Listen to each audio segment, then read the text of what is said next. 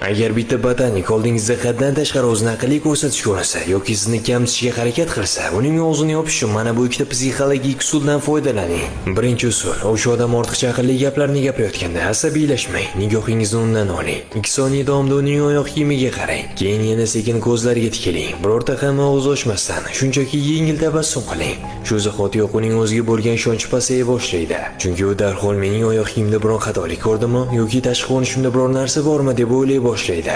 Ikkinchi usul: u gapirib bo'lgach darhol reaksiya bildirmang. 3-4 soniya mutlaqo jim turing. So'ng to'g'ridan-to'g'ri uning ko'zlariga qarab xotirjam ohangda deng: "Nima dedingiz? Sizni yaxshi eshitmadim." Bu sovuqqon reaksiya uning miyasini butunlay qisqa tutashuvga uchratadi.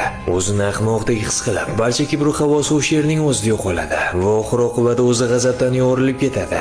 Oddiy hayotiy voqealarda hech qachon botaniklar bilan tortishmang. Shunchaki psixologik nayrang ishlating. Muammo yengilgina yechim topadi.